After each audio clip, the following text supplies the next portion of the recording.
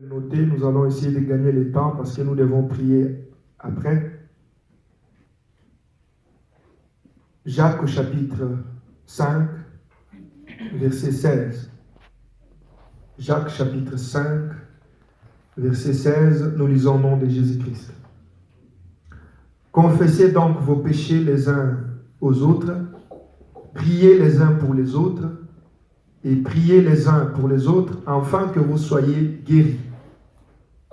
La prière fervente du juste a une grande efficacité. La prière fervente du juste a une grande efficacité.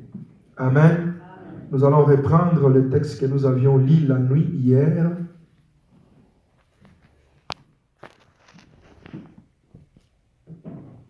Luc, chapitre 4, verset 27.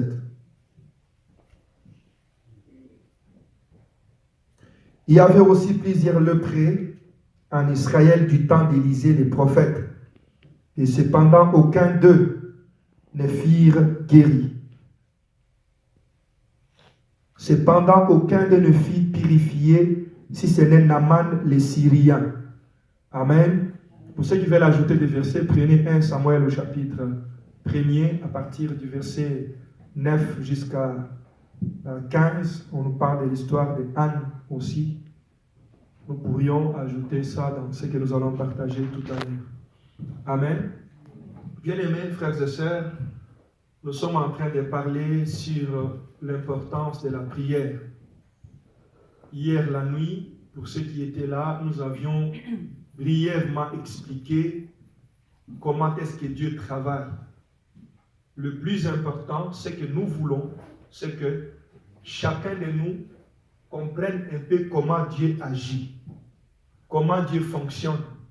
Si tu comprends le fonctionnement de Dieu, alors bien aimé, je peux te garantir que ta vie sera une vie remplie de succès et de réussite sur la terre.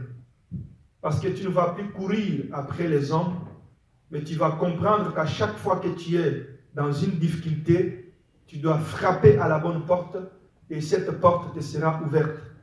Lorsque nous lisons dans Matthieu au chapitre 7, verset 7, la Bible déclare « Demandez, l'on vous donnera, frappez, l'on vous ouvrira, cherchez et vous trouverez ». C'est-à-dire que dans ce texte-là, Dieu nous montre trois façons, trois moyens par lesquels nous pourrions obtenir des choses auprès de lui. Il parle d'abord de demander, de chercher et de frapper. C'est-à-dire qu'il est possible de demander quelque chose à Dieu sans l'obtenir. Quand tu demandes quelque chose que tu ne l'obtiens pas, frappe. Quand tu frappes, la porte te sera ouverte. Il est aussi possible de frapper et de ne pas être reçu. Mais quand tu cherches, tu trouveras. Alléluia. Et généralement, lorsqu'on parle de la recherche, on parle de quelque chose qui prend la maturité spirituelle. Pour aller chercher Dieu, chercher des solutions, il faut grandir spirituellement, comprendre comment est-ce que Dieu fonctionne. C'est pourquoi dans notre message, nous sommes en train de parler de l'importance de chercher Dieu. Nous avions vu par exemple hier la nuit que beaucoup de chrétiens souffrent parce qu'ils n'apprennent pas à chercher Dieu. Ils souffrent parce qu'ils ne veulent pas chercher Dieu. Ils veulent que Dieu aille les chercher. Ils ont des problèmes, ils ont des situations difficiles, mais ils veulent à ce que Dieu puisse aller les chercher par rapport à leurs problèmes. Nous avions vu que, bien aimés frères et sœurs, si tu es un chrétien qui fonctionne avec cette mentalité, avec cette manière de voir les choses, ça sera difficile pour que tu puisses être visité par Dieu. Alléluia. Amen. Dieu, notre Père, il est un Dieu compatissant, un Dieu plein d'amour, mais il veut à ce que son peuple le cherche. Ce n'est pas Dieu qui doit nous chercher, mais c'est nous qui devons chercher Dieu. Alléluia. Parce que Dieu est Dieu. Dieu peut exister sans le concours de l'homme. Il a existé avant que l'homme n'existe. C'est l'homme qui a besoin de Dieu. Ce n'est pas Dieu qui a forcément besoin de l'homme. Alléluia. Est-ce que quelqu'un me suit? Pour que Dieu existe, Dieu n'a pas besoin de l'homme. Mais par contre, toi et moi, nous ne pouvons pas exister sans Dieu. Est-ce que quelqu'un me suit? La Bible dit que nous avons été créés à son image et à sa ressemblance. Nous avons été créés pour lui et par lui. C'est lui notre source. C'est lui la source de la vie. Le diable, généralement, il vient mettre dans notre mentalité que non, c'est Dieu qui doit venir te chercher. Non, toi qui es important. Non, ainsi de suite. Sois dans ton coin. Continue dans tes affaires. Parfois, il place même un démon en toi. Un démon qui va te dire, ah, mais si Dieu existait, pourquoi il ne va pas ce problème? Si Dieu existait, pourquoi il me laisse dans cette situation? Est-ce que Dieu là, est-ce qu'il est vraiment réel? Il est vraiment vivant? S'il était vivant, est-ce qu'il pouvait me laisser comme ça? Il pouvait me laisser souffrir comme ça? Il pouvait me laisser devenir comme ça? Ça, c'est le diable qui vient inspirer ta tête et ta pensée. La réalité est que lorsque tu es dans une situation difficile, tu dois faire la démarche vers Dieu. Amen. Ce n'est pas Dieu qui doit faire la démarche vers toi. Luc au chapitre 4, verset 27 que nous venons de lire, le Seigneur Jésus-Christ rappelle à ses contemporains. Si vous lisez ce texte même au début, le Seigneur parle de cela parce qu'il faisait les miracles, les gens ne croyaient pas. Il leur a dit, certainement vous m'appliquerez ce proverbe qui dit que médecin guéris-toi toi-même. Je vous dirai qu'un prophète n'est pas bien reçu dans sa patrie. Mais je vous rappelle qu'au temps de Naaman, écoutez bien, au temps d'Élisée le prophète, il y avait plusieurs lépreux. Cependant, il fit que Naaman seul. Cependant, Naaman seul a été guéri. Pourquoi les autres n'ont pas été guéris? Élisée était à Jérusalem, à Israël. Les Jourdains étaient en Israël. Mais pourquoi Naaman qui a quitté un pays lointain, il est venu être guéri en Israël alors qu'il y avait plusieurs lépreux?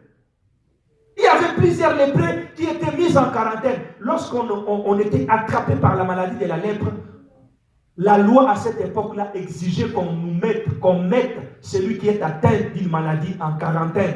C'est-à-dire qu'on l'isole, qu'il ne soit pas en contact avec les autres personnes, de peur qu'il ne les contamine. Aujourd'hui, bien aimés frères et sœurs, beaucoup de chrétiens sont atteints de la lèpre. La lèpre, c'est le symbole du péché.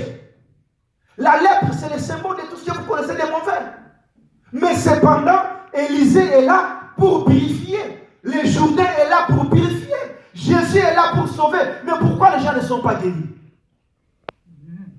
Est-ce que quelqu'un me suit? Alléluia. Du temps d'Élisée, le Jourdain était là. Élisée, qui signifie le salut de Dieu, il était aussi là. Mais les gens mouraient avec leur lèpre. Les gens mouraient. Alléluia.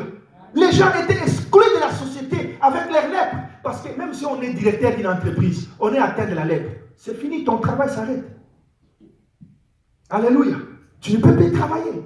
Tu es ministre, tu es gouverneur, tu es un notable, je ne sais qui. Tu es atteint de la lèpre, on te met de côté. Ta vie devient déclassée. On te met dans un camp. À cette époque-là, les gens mouraient alors que la guérison était disponible. Amen. La délivrance était disponible. Amen. C'est comme dans cette génération. La guérison est là. La délivrance est là. Le miracle est là. Le mariage est là. La stabilité est là. Mais combien de gens mourront? Combien de gens iront en enfer dans cette génération? Alors que Christ est mort à la croix. Le pardon est là. La sanctification est là. Le sang est là. Mais combien vont être purifiés? Combien? Savez-vous pourquoi? Tout simplement parce que nous ne voulons pas chercher Dieu.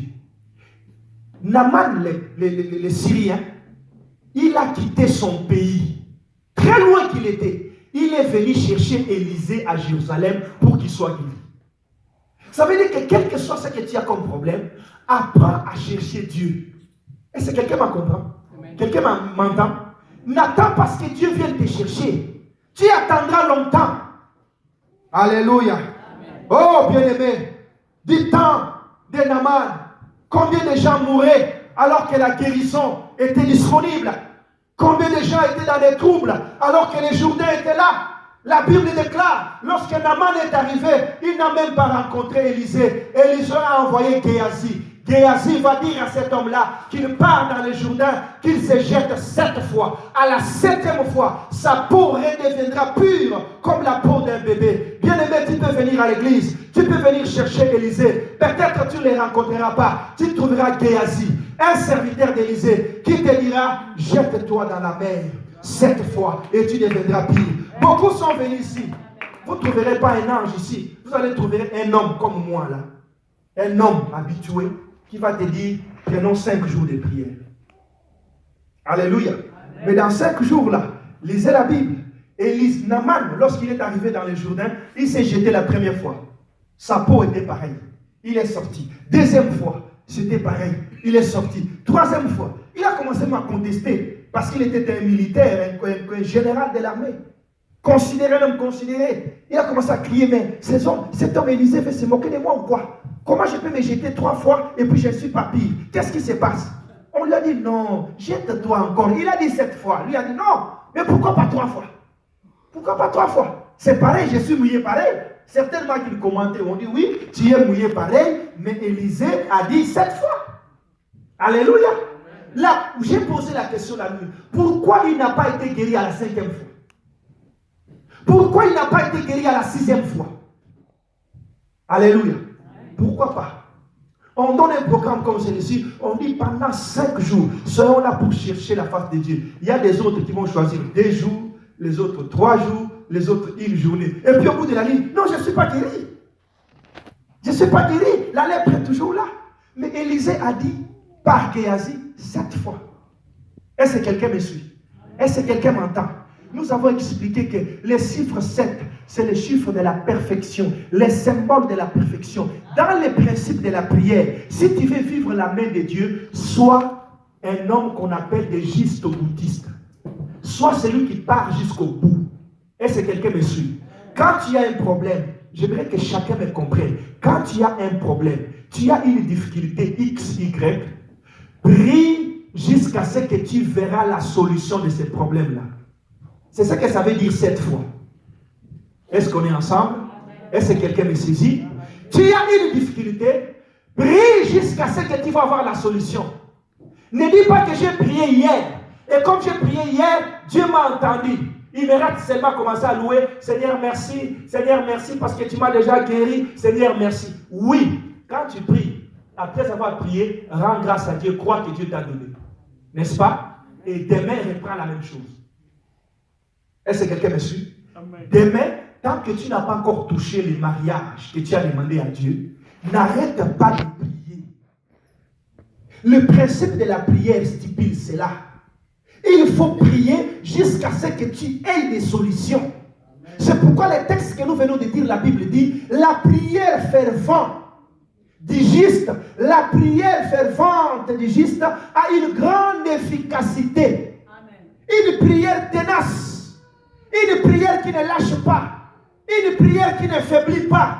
Un enfant de Dieu, ce n'est pas celui qui prie. J'ai prié hier, j'ai prié après le lendemain, et ainsi de suite, rien n'a changé. Non. Tant que tu n'as pas encore obtenu la solution, tu dois prier jusqu'à ce que la solution arrive. Est-ce que quelqu'un m'entend? Est-ce que quelqu'un me comprend? C'est ce que Élisée a dit à Naaman.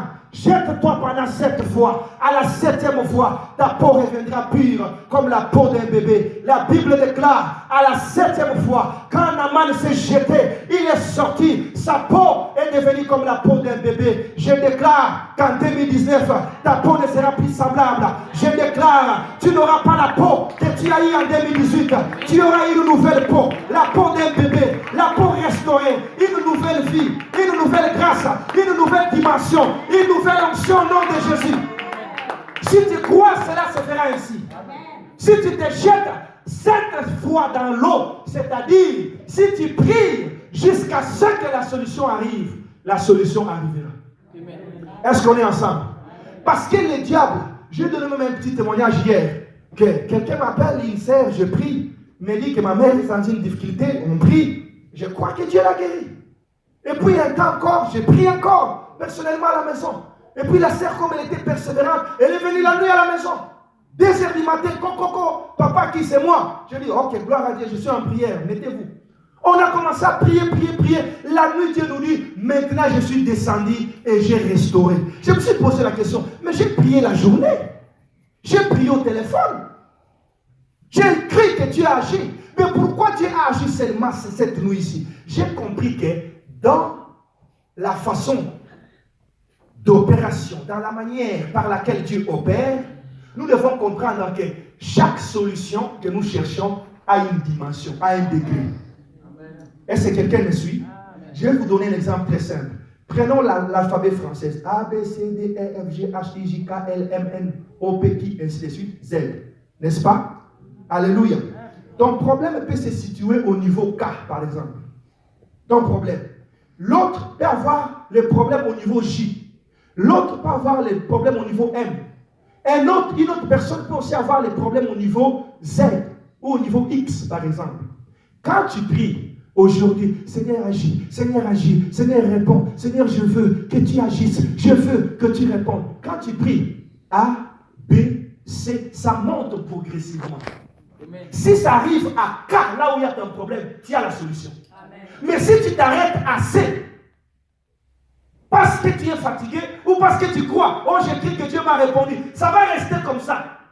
Le problème restera inachevé. Tu dois continuer à prier jusqu'à ce que la prière atteigne la dimension de ton problème. Amen. C'est pourquoi un chrétien doit prier jusqu'à ce qu'il a des solutions. Nous avons dit en 2019, n'arrête pas ce sujet. Même après cette prière, n'arrête pas. Rentre à la maison. Seigneur, mon mariage. Seigneur, mes enfants. Tu laves les habits. Seigneur, mes enfants. Tu te laves dans la douche. Seigneur, mes enfants. Tu es au travail en route. Seigneur, mes enfants. Tu es dans le bus en train d'aller au travail le matin.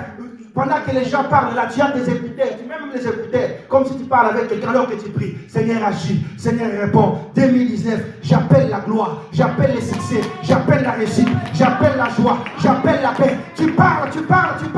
Bien-aimé, je te promets que la solution sera directe et rapide dans ta vie. Amen. Le problème, c'est que le diable vient nous décourager. Amen. Vous savez l'histoire de Daniel dans la Bible.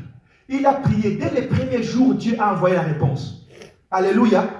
Posez-vous la question un peu. Si Daniel s'était arrêté au premier jour, il allait avoir la réponse. Alléluia. Mais qu'est-ce qui a fait que Daniel obtient la réponse? C'est sa persévérance. Parce que sa réponse a été retenue par les rois des Perses. Le roi des Perses a retenu la réponse de Daniel pendant 21 jours. Il a fallu que Daniel persévère. C'est pourquoi la Bible dit la prière fervente du juste a une grande efficacité. J'aimerais te rassurer, bien-aimé. La prière fervente d'un homme juste, d'une femme juste, a une grande efficacité. Prie jusqu'à ce que la solution arrive. Ne te décourage pas. Ne dis pas que j'ai assez prié. Tu as assez prié par rapport à quoi? La chose qui va te permettre de croire que tu as assez prié, c'est la réponse dans tes prières. Alléluia.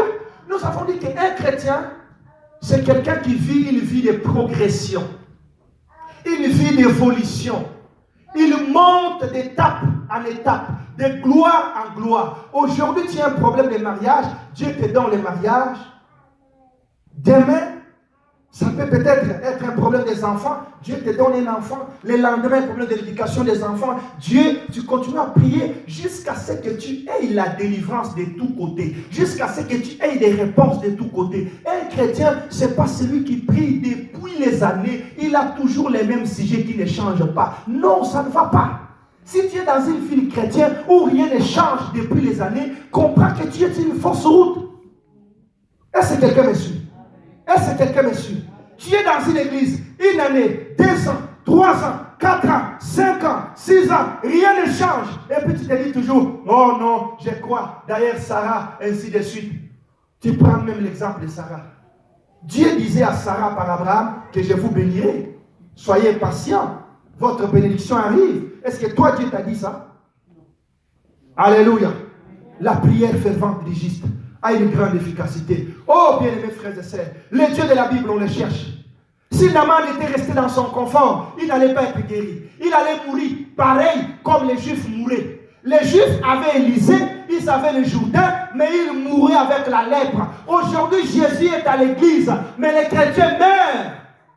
Les chrétiens sont envoûtés, incarcérés dans des prisons, arrêtés par Satan. étouffés par le diable, alors que Jésus est là. Pourquoi? Parce que nous ne voulons pas chercher le Seigneur. Nous voulons que le Seigneur vienne nous chercher. J'aimerais dire la vérité à quelqu'un. Bien-aimés frères et sœurs, il y a des choses sur la terre que seul Dieu peut faire. Est-ce que quelqu'un me suit? Est-ce que quelqu'un m'entend? Sur cette terre, il y a des choses que l'argent ne fera jamais. Il y a des choses que là, même si tu as des milliards, tu ne les auras pas. Apprends à chercher Dieu. En cherchant Dieu, ne cherche pas Dieu d'une manière, comment je peux dire, d'une manière assez particulière. Tu le cherches aujourd'hui, demain, après-demain, tu lâches, tu te relaxes, tu dis, oh non, j'ai prié. Cherche Dieu jusqu'à ce que tu obtiennes les solutions dans tes problèmes.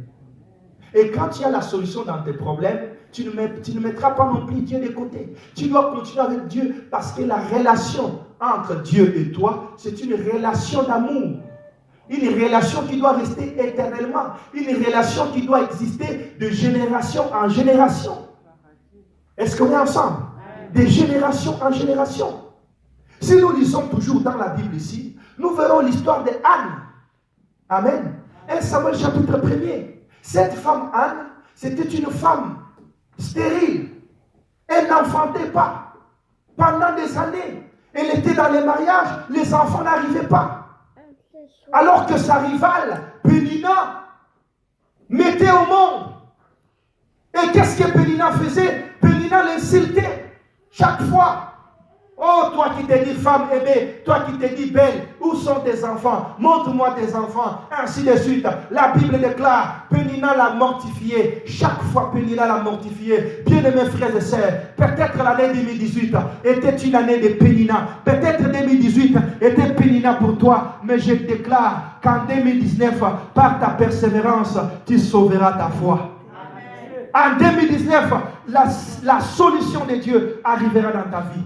Tu ne vivras pas les choses que tu as vécues en 2018. Pénina l'a insulté, Pénina l'a critiqué, Pénina crachait sur elle, Pénina faisait toutes sortes de choses. Si toi tu es femme, mais elle parle aussi, elle aussi les enfants, mais aussi au monde. Anne était dans une situation difficile, mais lisez la Bible. Anne, c'était une fille de Dieu. Elle allait à l'église, elle cherchait Dieu, elle allait dans les temples, mais la dimension de sa prière ne lui permettait pas qu'elle puisse avoir des solutions. Est-ce que quelqu'un me saisit? Amen. Tu as un problème, mais la façon dont tu pries, la façon dont tu cherches Dieu, ça ne peut pas te permettre d'avoir la solution. C'est ça la vérité. Tu peux changer d'église à église, changer de pasteur. Aucun pasteur n'a la solution de ta vie. Amen. Alléluia. Si je te dis que ta solution se trouve entre mes mains, je te trompe. Est-ce que quelqu'un me saisit? Est-ce que quelqu'un me suit? Parce que les enfants de Dieu, nous sommes prêts à faire des exodes ecclésiastiques. Quitter d'une église à une autre. Quitter d'un pasteur à un autre. Aucun pasteur n'a la solution de ta vie. La solution de ta vie se trouve entre les mains de Christ. Christ seul a la solution de ta vie. Nous l'avions vu au départ. Jésus dit que je suis la porte des brebis. Celui qui entre par moi sera sauvé. Il entrera et lorsqu'il sortira, il trouvera des pâtirages. Les pâtirages se trouvent dans la porte de Christ. Jésus est là. Jésus est la réponse pour toi. Aucun homme ne peut changer ta destinée. Aucun homme ne peut changer ta destinée. Arrête de croire qu'il y a un homme qui a la solution providentielle. Jésus est la solution de l'humanité. Il est la solution des problèmes. Mais pour avoir cette solution-là, tu dois monter les dimensions. Tu dois augmenter l'intensité. La prière doit devenir fervente. Une prière tenace. Les enfants, il y a certains enfants, ils sont très molles. Quand on prie, il est là. Il parle épée. Et puis il regarde à gauche. Et puis il regarde à droite. Quand Dieu regarde, il dit, mais lui là, il n'a même pas besoin de la solution. Un homme qui a un problème, il se concentre, il se met à genoux, il parle à Dieu, parce qu'il est en train de crier. Quand on crie, on n'est pas dans la distraction. Amen, c'est la vérité. Alléluia. Amen. Quand on crie, on ne vit pas dans la distraction. Parce que prier, c'est crier. Est-ce que vous le savez? Amen. La Bible dit quoi? Au commencement était la parole. La parole était avec Dieu et la parole était Dieu. Et au commencement, toutes choses ont été faites par elle. Par quoi? Par la parole. Et Dieu, au commencement, quand il créait, il lisait la Bible, il ne faisait que parler. Que la terre soit, la terre fit. Que la lumière soit, la lumière fit. Que les eaux soient, les eaux fit. C'est comme ça que Dieu a créé. N'est-ce pas? Alléluia. Maintenant, quand Christ entre en nous, quand Christ vient habiter en nous, c'est-à-dire que le Créateur habite dans notre bouche, dans notre cœur. Quand nous parlons, nos paroles sont accompagnées par sa puissance créatrice. Est-ce que quelqu'un me suit? C'est ça la prière. Quand tu pries, j'appelle les mariages. Je déclare qu'en 2019, que les mariages arrivent dans ma vie. Sois concentré. Tu ne peux pas déclarer les mariages en même temps que tu penses au pain. Tu penses à ce que tu vas manger ici après. Il y a des gens comme ça. C'est pourquoi beaucoup des enfants de Dieu n'ont pas de solution dans leurs problèmes. Elle allait à l'église. Elle priait. Elle montait chaque année. Elle offrait même des sacrifices à Dieu. Cependant, elle n'avait pas de solution dans ses problèmes. Pourquoi? Parce que sa dimension de la prière était trop petite. Vous savez, aujourd'hui, la technologie nous aide. Amen. Si tu n'as pas bien chargé ton téléphone, il y a des applications que tu ne peux pas ouvrir. Alléluia. Est-ce que quelqu'un me suit?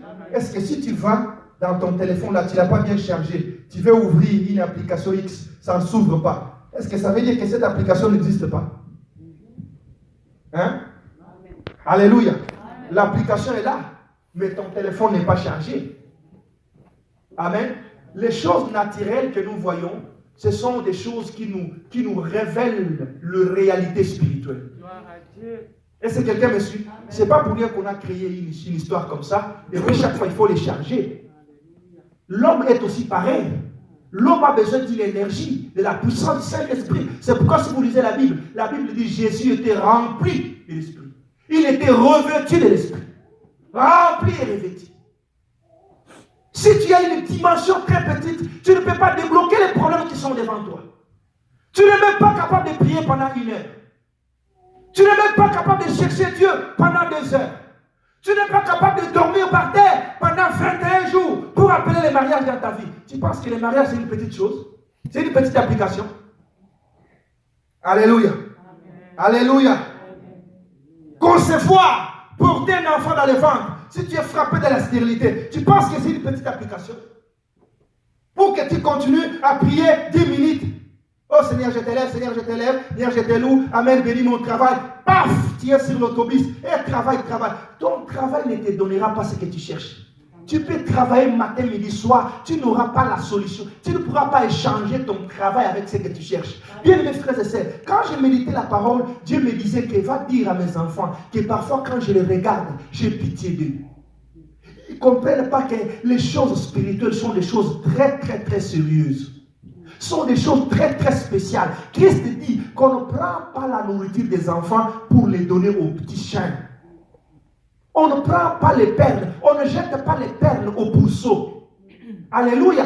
Ça veut dire que les choses de Dieu sont des perles, sont des choses précieuses. On ne les donne pas à ceux qui ne comprennent pas. Tu penses qu'en travaillant, tu peux avoir ce que tu cherches. Bien aimé, il y a des choses que Dieu seul pourra te donner. Il n'y a que lui seul qui te donnera. Rien d'autre, personne d'autre. Si tu veux vivre la réussite, tu dois parfois sacrifier ton travail. Est-ce que quelqu'un me suit? Tu vas vraiment au travail, tu dis, 1 semaine congé sans solde. Qu'est-ce que tu as? J'ai des problèmes familiaux. Si tu dis ça à un blanc, problème familial, il ne va même pas te poser des questions. C'est quoi? Non. Tu dis, j'ai des problèmes familiaux, 1 semaine sans solde. Tu calcules, tu fais des économies. Je gagne 400 par semaine. Salaire minimum, salaire normal. J'ai beaucoup travaillé dans ce pays. Alléluia. Alléluia. Je peux te dire, tu fais quoi, tu cherches quoi, je sais déjà dans quelle zone tu te trouves. Amen. Alléluia. J'ai compris que c'est seule la bénédiction de l'Éternel qui enrichit. Amen. Et il ne se fait suivre d'aucun chagrin. Amen. Tout ce que les hommes vous donnent, tout ce que les gens nous donnent, ce ne sont que des choses banales qu'ils nous donnent. La véritable bénédiction se trouve en Jésus-Christ. Et lorsqu'on s'attache à Dieu pour de vrai, Dieu est capable de changer ta destinée. Des choses que Dieu peut te donner, le travail, l'argent ne pourront jamais te donner ces choses-là. Ne prends pas les choses de Dieu à la légère. Tu dois être capable d'aller au travail, tu dis non, sans solde 1 semaine. C'est quoi? Monsieur, j'ai des problèmes familiaux. C'est quoi? Tu dis, monsieur, c'est sérieux. Il ne va même pas parler 3 fois. Ok, sans solde, vas-y. Et puis tu pars chez toi à la maison, tu fermes la porte. Tu prends la chaise, tu mets. Tu dis, Seigneur, mets-toi ici. J'ai quel âge? Tu commences à lui poser la question.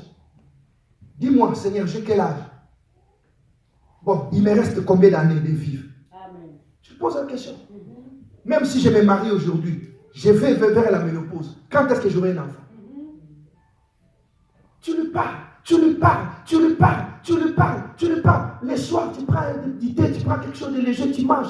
7 jours, tu vas sortir avec la solution. Amen. Amen. Alléluia. Amen. Tu veux que je te dise, viens, je vais t'imposer les mains, viens, je vais t'imposer les mains. Des mensonges. Va voir même Béni si tu veux aller le voir. Il ne te donnera pas la solution. Est-ce que quelqu'un m'entend? Amen. Alléluia. Amen. Vous aimez la vérité, vous n'aimez pas la vérité. Je vous avais parlé d'une sœur qu'on avait ici.